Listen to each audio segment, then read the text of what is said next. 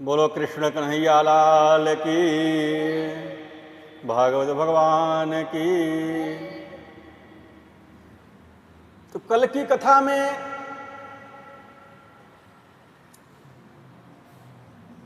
राजा भरत जो हैं, भरत जी आए थे हरि भजन के लिए, लेकिन नोटन लगे के पास। भरत जी घर छोड़कर आए थे भजन करने के लिए, लेकिन यहां मन फंस गया हिरण में। हमारे संतों ने माला जपने की विधि क्यों बताई? क्योंकि हमारी ये मान्यता है कि माला जपते जपते वो हमारे अभ्यास में आ जाए और मृत्यु के समय वो प्रभु का नाम एक बार भी हमारे मुंह से निकल जाए तो मुक्ति हो जाए। लेकिन अंतिम समय में ही वो राम नाम हमारे मुख से निकलता ही नहीं। अंतिम समय में चारों तरफ से लोग घेर लेते हैं,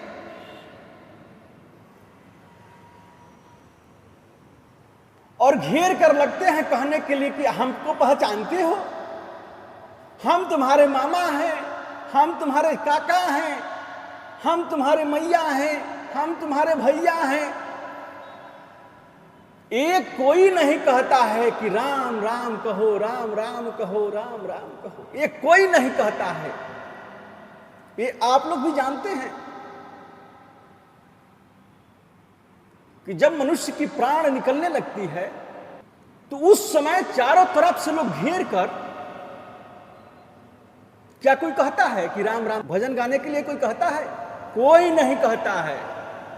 सब बस यही कहते हैं, सब माया में अधुराए रहते हैं। उस समय अंतिम क्षण में ममता को बांधते हैं। अब भरत जी का मृत्यु का समय आ गया। न राम जी याद, न गोविंद की याद रही, बस केवल हिरण का बच्चा का चिंतन आ गया कि मेरे मर जाने के बाद इसकी देखभाल कौन करेगा, इसे घास कौन खिलाएगा, इसकी कौन सुरक्षा करेगा, इसे शेर भेड़िया खा जाएंगे। ये सोचते सोचते प्राण निकल गए। इसीलिए शास्त्र में कहते हैं कि मृत्यु के समय चिंतन तो गोविंद का करो, भूल जाओ सारी दुनिया को। सुभद्रा जी के मन की यही तो व्यथा है। कृष्ण त्वदीयम पद पंकज पंजरांते, अवैध में विसतु मानस हराज हंस, प्राणा प्रयाण समय कफपीत वातई, कंठावरोधन विधौ स्मरणम कुतस्ते। सुभद्रा कहती हैं कि गोपाल, तुम्हारे चरणों में मेरा मन आज ही फंस जाए, और ऐसा फंसे कि जीवन में फिर कभी निकलने की कोई गुंजाइश ना हो। क्योंकि मृत्यु का समय जब आता है गोपाल, तो कंठ अवरुद्ध हो जाता है, संसार याद आता है, लेकिन अंतिम समय में तुम याद नहीं आते हो। अंत जिसका समर जाए उसका जीवन समर गया समझो। शास्त्र कहते हैं कि अंतिम समय में जिसका चिंतन मन में करे, मरणोपरांत उस शरीर में जाना पड़ सकता है। भरत जी महाराज को हिरण के शरीर में जाना पड़ा, लेकिन हिरण के देह में जाने के बाद भरत जी को इतनी ग्लानि हुई कि मेरा जैसा निकृष्ट और कौन होगा। परमात्मा ने कृपा करके मुझे मानव शरीर दिया, और उसका आप विचार करें, यदि मैं पशु के शरीर में होता तो 3.5 फुट ऊंचा बैठकर आपको कथा सुना पाता? कभी नहीं कथा सुना पाता। प्रभु ने कितनी कृपा की कि हमें मनुष्य का शरीर दिया, अच्छा मनुष्य शरीर भी दिया। यदि कान बहरे होते तो सुख मिल पाता, कान ठीक होते और आंख में खराबी होती। तो प्रभु ने हमें मनुष्य शरीर दिया सेवा करने के लिए, कान दिया कथा श्रवण करने के लिए, आंख दिया प्रभु का दर्शन करने के लिए, लेकिन इसका हम दुरुपयोग करते हैं, सदुपयोग नहीं कर पाते। भरत जी के मन में बहुत पश्चाताप कर रहे हैं कि जीवन में अब कभी ऐसा नहीं करूंगा जिससे मुझे बंधना पड़े। अब हिरण बनने के बाद भी भरत जी महाराज हिरण के झुंड में नहीं रहते। हिरण खाते हरी घास, भरत जी खाते सूखी घास, क्योंकि हरी घास में कीटाणु होते हैं और एकांत में पड़े रहते। कभी कभी पूर्व जन्म के संस्कार किसी पशु में भी होते हैं। वृक्ष में आपस में घर्षण से आग लग जाती है। एक बार जंगल में आग लग गई, आग लगते ही सारे हिरण जंगल छोड़कर भाग गए, लेकिन भरत जी नहीं गए। उसी वन में परमात्मा का चिंतन करते हुए अपनी देह का त्याग कर दिया। मेरे प्रभु ने इन्हें बहुत सुंदर अवसर दिया। जीवन का सदुपयोग करें। इसका मतलब ये नहीं कि आप ऑफिस नहीं जाएं, इंडस्ट्री नहीं चलाएं, कारोबार नहीं करें, सब कीजिए, लेकिन जैसे कारोबार जरूरी है, ऑफिस जाना जरूरी है, भोजन करना जरूरी है, खेलना जरूरी है, टीवी देखना जरूरी है, इन सबको हमने जरूरी माना है, उतना गोविंद का कीर्तन जरूरी समझिए। प्रत्येक कार्य में उनके स्मरण को मत भूले, बस यही वो चाहते हैं। भगवान ने बहुत सुंदर समय भरत जी को दिया। एक अर्गिरस पंडित जी के घर में भरत जी का तीसरा जन्म हो रहा है। पंडित जी की 2 पत्नियां थी। एक पत्नी के एक बेटी है और दूसरी पत्नी के जुड़वा संतान है। जुड़वा संतान में छोटा पुत्र भरत है। अब भरत को अपने दोनों पूर्व जन्म का बात स्मरण है।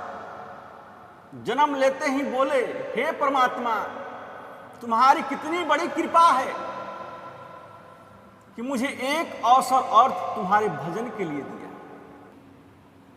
एक अवसर और तुम्हारे भजन के लिए दिया। अब कोई ऐसा कार्य नहीं करूंगा जिससे मुझे बंधन पड़े। भरत जी का तेजस्वी चेहरा है, जिसकी उपासना करेंगे उसके सद्गुण जीवन में आएंगे। भरत जी महाराज राम जी के उपासक, कृष्ण जी के प्रेमी हैं, इससे जन्म से ही उनके चेहरे पर आकृति इतनी सुंदर है। पिताजी ने सोचा कि बालक हमारे घर में बड़ा विद्वान बनेगा। पिताजी ने जब जनेऊ संस्कार किया तो उनके कान में गायत्री मंत्र दिया। पिताजी ने कहा, बेटा यह गायत्री मंत्र है, 1 घंटे बाद इसे रटकर मुझे सुनाओ। भरत जी ने सोचा, पिताजी मुझे तो गायत्री मंत्र दे रहे हैं, ये आत्मबोध या आत्मज्ञान के लिए नहीं, बल्कि यजमानी संभालने के लिए दिया है। कल कहेंगे गृह शांति याद कर लो, फिर कहेंगे सत्यनारायण की कथा याद कर लो, फिर कहेंगे यजमान के यहाँ शादी ब्याह कराने जाना, नामकरण संस्कार कराने जाना। जिन बंधनों से छूटना चाहता हूं और उसी में वापस फंसा जाऊंगा, उसी में वापस फंस जाऊंगा। 4 महीने में भरत जी ने एक भी मंत्र पिताजी को याद करके नहीं सुनाया। पिताजी ने कहा, मैंने तो सोचा कि मेरे घर में बड़ा विद्वान होगा, लेकिन ये तो एकदम जड़ ही पैदा हो गया, नाम भी जड़ भरत हो गया। भरत जी किसी से एक शब्द नहीं बोलते। अच्छा कार्य हुआ तो प्रभु की इच्छा, बुरा हुआ तो प्रभु की इच्छा, ऐसी उनकी भावना हो गई। दोनों परिस्थितियों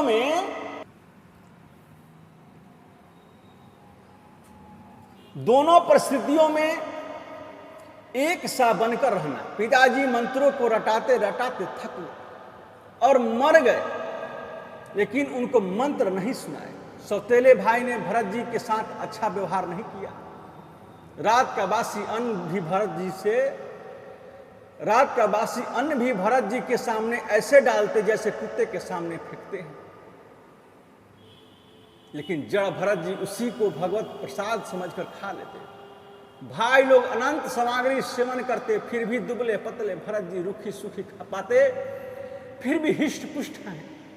क्योंकि संत कहते हैं कि तुलसी बिरवा बाग की असिंचत ही मुरझाए, और राम भरोसे जो रहे अब पर्वत पर हरि आए। परमात्मा का आश्रय सर्व विघ्नों को दूर कर मुक्ति प्रदान करता है। जड़ भरत जी को भाइयों ने घर से निष्कासित कर दिया। अब भरत जी वन में प्रस्थान कर गए। जंगल में भीलों ने काली के सम्मुख उनकी बलि देनी चाहिए, लेकिन स्वयं काली देवी ने उनकी सुरक्षा की। ऐसे वितरांगी संत जो हर्ष और शोक में एक सा रहता है। कुछ भी भील उन्हें शारीरिक कष्ट दे रहे थे, उसमें उन्हें सुख नहीं था, इससे उन्हें दुख नहीं था, और काली ने उनकी सुरक्षा कर दी। इससे हर्ष भी नहीं है। अब मार्ग में जा रहे हैं, कहां रुकना है मालूम भी नहीं है, कहां जाना है पता भी नहीं है। चाह गई चिंता नसी मनुआ बेपरवाह, जिसको कुछ ना चाहिए सोई सहंसाह। मार्ग में अब भरत जी जा रहे हैं, तो मार्ग में रहुगण जी का जड़ भरत जी से मिलना हुआ। रहुगण सत्संगी तो हैं, परंतु देहाभिमान को जीत लिया ऐसा नहीं लगता। सामने से आ रहा था सिंधु देश का राजा। रहुगण राजा पालकी में बैठकर जा रहा था, तो रहुगण राजा बड़ा अभिमानी है। पालकी उठाने वाले 4 कहारों में एक व्यक्ति अस्वस्थ हो गया। वो बोला, क्षमा करें महाराज, मैं नहीं चल पा रहा हूं। राजा ने कहा, सारी प्रजा तो मेरे सेवक के समान है, जो भी पथ में मिले उसी को पालकी में जोत लो। रास्ते में और तो कोई नहीं मिला, जड़ भरत जी मिल गए। उन कहारों ने पकड़कर जड़ भरत जी को सबसे आगे लगा दिया। सुखदेव जी कहते हैं कि परीक्षित, अपनी आंखों को बंद करो और एक बार ये दृश्य अपने दिल में उतार तो देखो। एक बार ये दृश्य अपने दिल में उतार कर तो देखो। इतना बड़ा संत महात्मा ज्ञानी पुरुष एक साधारण से राजा की पालकी को कंधे पर उठाकर चल रहा है। जड़ भरत जी का नियम था कि 5 हाथ जमीन आगे की ओर देखकर चलते थे। एक भी चींटी उनके पांव के नीचे न आ जाए, पांव नंगे ही रहते थे। महात्मा जड़ भरत जी के पैरों के नीचे कोई चींटी आ गई, परंतु जड़ भरत जी ऊपर उछले। अब पालकी जोतने वाले यदि उछलेगा तो पालकी में बैठने वाला की क्या हालत होगी, ये तो आप ही जानते हैं। अनुमान लगाइए। जड़ भरत के उछलने से राजा के सिर में पालकी के ऊपर की लकड़ी जोर से लगी। कहारों से बोला, तुम लोग ढंग से नहीं चलते, सिर में चोट आ गई।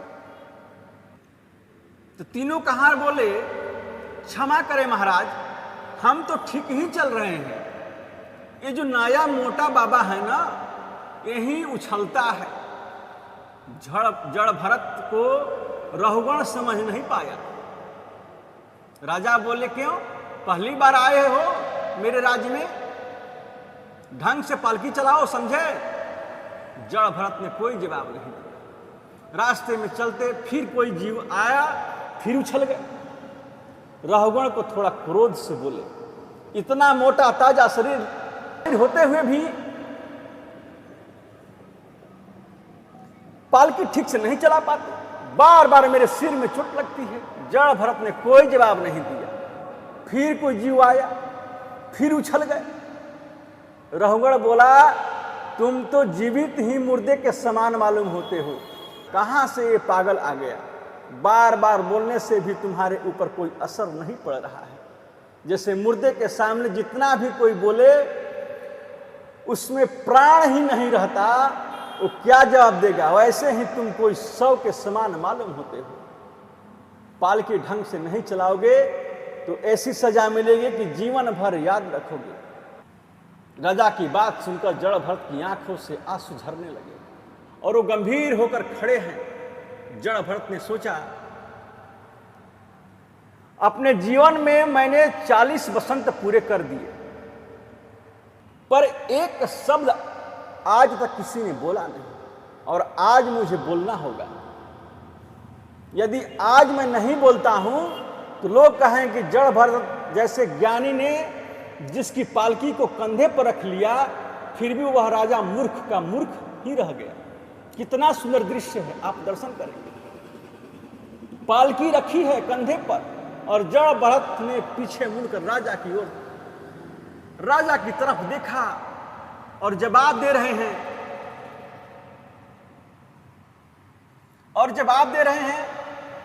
त्वयोदितं व्यक्तमवि प्रबलब्धम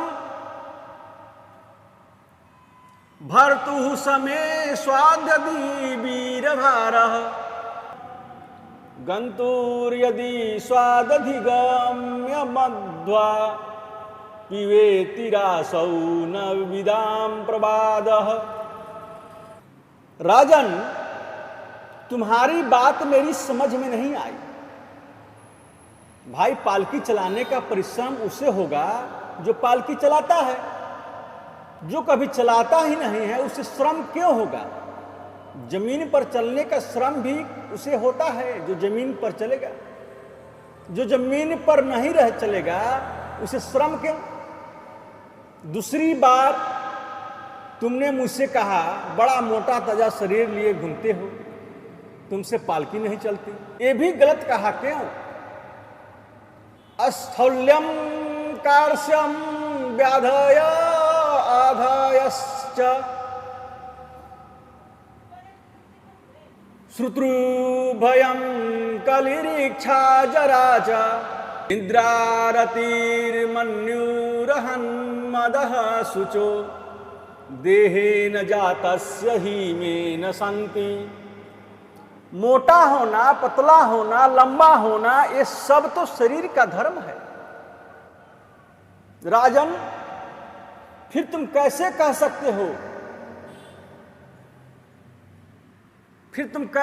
सकते हो? राजन, मोटा होना, पतला होना? तीसरी बार तुमने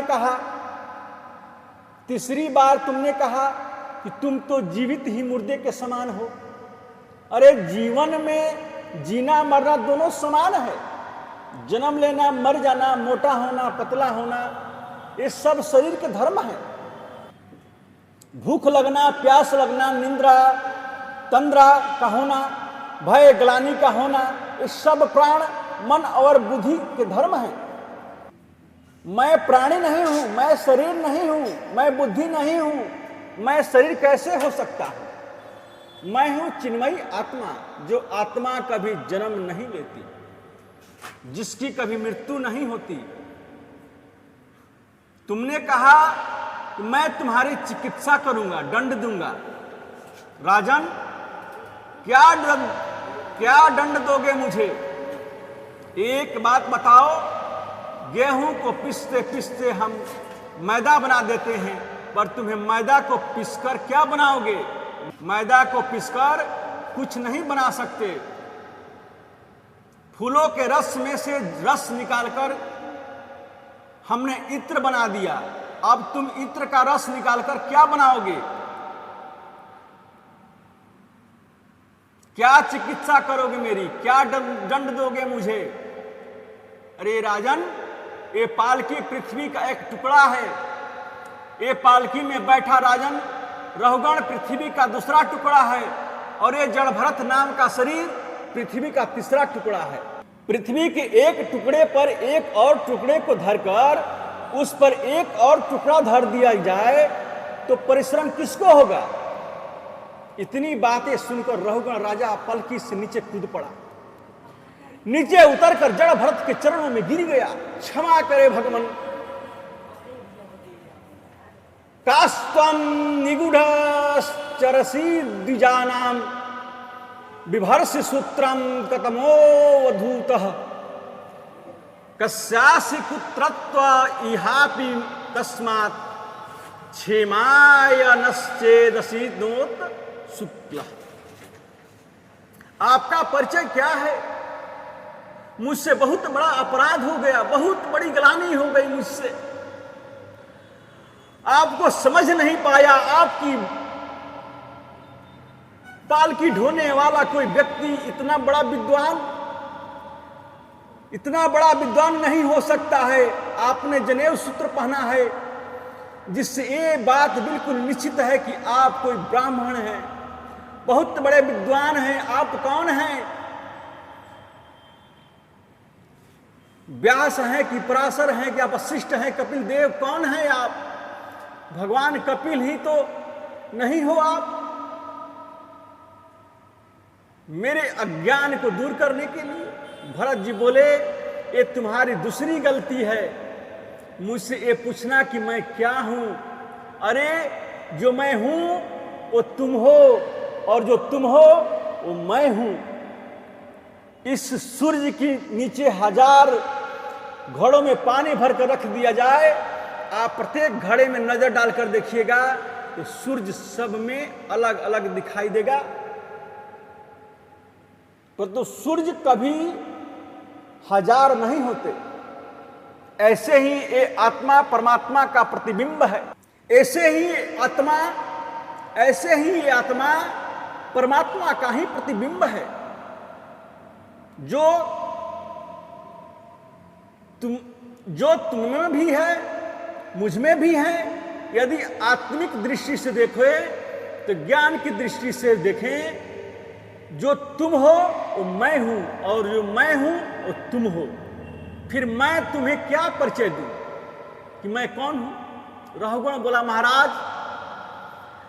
महाराज मुझे सरल भाषा में समझाइए, मेरी कुछ समझ में नहीं आ रहा है। रहुगण ने जड़ भरत से प्रश्न किया कि भगवान ये बताइए कि शरीर का संबंध किससे है? भरत जी बोले, शरीर का संबंध है इंद्रियों से, इंद्रियों का संबंध है बुद्धि से, बुद्धि का संबंध है आत्मा से। जड़ भरत ने रहुगण से कहा, जब ये संबंध है, जब हम चूल्हे पर बर्तन रखते हैं तो बर्तन में पानी डालते हैं, फिर चावल डालते हैं, तो अग्नि का संबंध बर्तन से है, बर्तन गर्म हुआ। बर्तन का संबंध है पानी से, पानी गर्म हुआ, उसमें पड़ा हुआ चावल पककर भात बन गया। तो जब शरीर का संबंध इंद्रियों से है, तो जो पालकी ढोता है उसका श्रम इंद्रिया भोगेगी। इंद्रियों का संबंध बुद्धि से है तो बुद्धि भोगेगी, बुद्धि का संबंध आत्मा से है तो आत्मा क्यों नहीं भोगेगा? तो बुद्धि का संबंध आत्मा से है तो आत्मा क्यों नहीं भोगेगी? जड़ भरत ने कहा, राजन मान लो मैंने चूल्हे पर बर्तन रखा, अब बर्तन में पानी रखा और पानी में चावल की जगह पत्थर डाले, तो कभी भात बनेगी? ऐसे ही आत्मा परिवर्तनीय है। तुम बातें ज्ञान की करते हो, जानते नहीं हो। दोनों का सत्संग हुआ, ये सत्संग बड़ा अद्भुत है। आगे कथा कल होगी। बोलो कृष्ण कन्हैया लाल की।